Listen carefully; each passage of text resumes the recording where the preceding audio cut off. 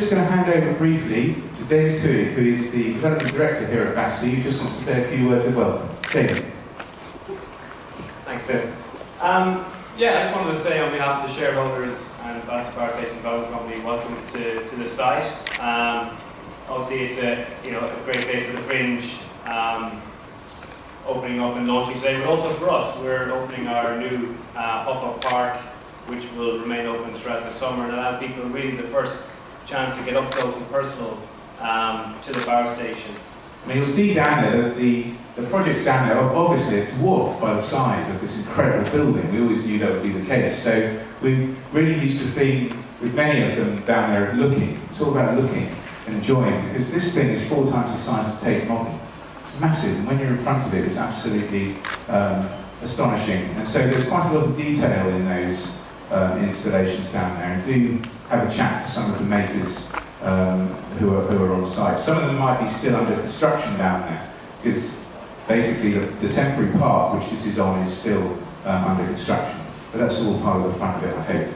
So I think this year we've got a very festive aspect to the Fringe. I was thinking about what's different. And in fact, there are lots of events in the evenings here. We've got quite a lot of alcohol involved. The gin garden and cocktails at different places like the Athenaeum Hotel and the Glade Bar and so on. And we encouraged a lot of the community gardens this year to do focused events. So last year, sometimes the events were on for the whole 3 weeks, and it was maybe a little bit baggy. People would come, and it was a lovely place. So one of the little strategies we had this year was to really encourage people to have one focused day. So there's quite a lot of sort of feeling of like a village fete or something like that at quite a lot of these events. And the Chelsea Fringe, if you don't know, just a quick précis, it's a 3-week alternative garden festival right the way across London. And the idea really is that it bursts out of Chelsea Flower Show and reaches all those parts of London that Chelsea Flower Show doesn't really reach in every way. I guess artistically, there's lots of artists and other designers are involved, and also demographically, we're trying to get to lots of people for whom Chelsea Flower Show might seem out of reach for one reason or another. In fact, we're spreading farther than London as well this year. A lot of the Fringe activists last year, I noticed, were coming down from Bristol on the train for our meetings, and we thought, we can't have that, that's not right. So we've got going a satellite Fringes this year in Bristol, and in Brighton, and Kent, and also in Vienna. We're going to have a few more international ones as we go on. We had quite a lot of interest internationally. Tehran was interested at one point, which I think would be amazing. So that's one of the things we're going to try and do a little bit more of. So the idea with this was, when I first thought it up 3 years ago or so, I was sort of lying in bed at Chelsea Week, literally, in the morning, early morning, waking up, and I was thinking, wouldn't it be good to have a kind of salon de refusé of the stuff that isn't allowed in, into Chelsea Flower Show? And then it immediately, really, within a few seconds almost, I had this idea for a Fringe festival which could exist in its own right. It's complementary and distinctive and different, I think, is what I'd say, to the flower show. And we're not expecting people who go to the flower show like in the morning to go to Fringe events in the afternoon particularly, because they'd be totally exhausted. I'd advise them to go and have a nice lunch or something.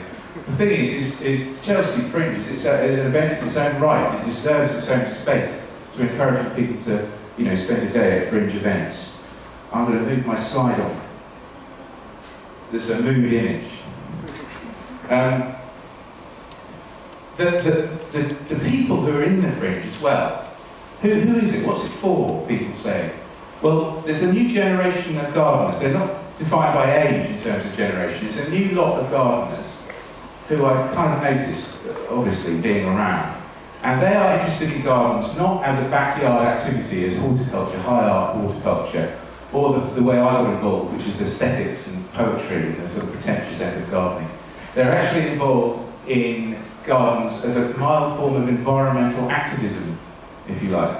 There's a sort of apolitical thing. People are interested in it for community reasons. So people are getting involved in gardening as a way of getting to know their neighbours. It's a brilliant way of getting to know neighbours. And lots of Fringe projects are about that. And also to improve the public realm where they live. All the guerrilla gardeners and associated activity. So it's a platform for them, really. We're a true fringe. We're an open access principle. It's based on the Edinburgh Fringe.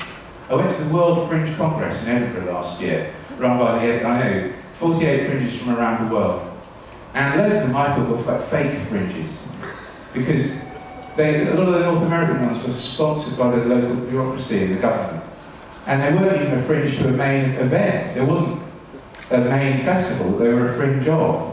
So we're a true fringe, in that anyone who comes to us with an idea, we have an open access principle. If it's about gardens, plants, flowers and the environment, and it's legal, not all guerrilla gardening is legal, and it's interesting is the key, then it's in the fringe, and we've never turned anyone away. And it's that kind of left field, things coming from all directions, which is the spirit of the fringe, which we are going to retain, come what may. And it's what gives us our diversity and distinction across all these different projects.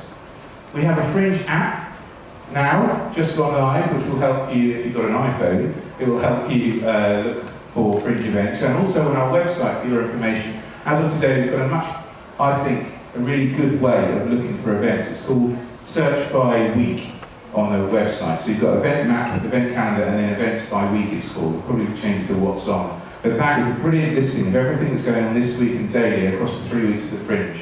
So if you want to sort of glance down and look at it.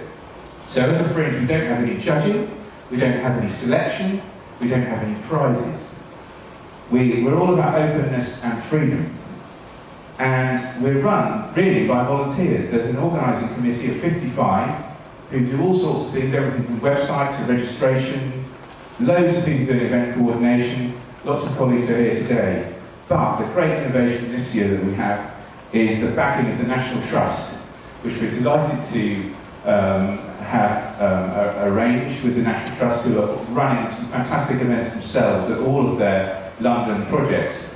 I guess we'll talk about them in a minute, but there are some really fun things happening towards the end of the Fringe this year. We also launched a Friends of the Fringe. Just this week we launched that on Tuesday. It went live online. We've got nearly 100 friends already, and basically for a tenner, people can join up and just show their support that way, because not everyone has the time to really sort of literally volunteer, I guess. We also have Gardener's Question Time special on the Fringe, which is being recorded on Sunday and will go out on the following Friday and Sunday repeat.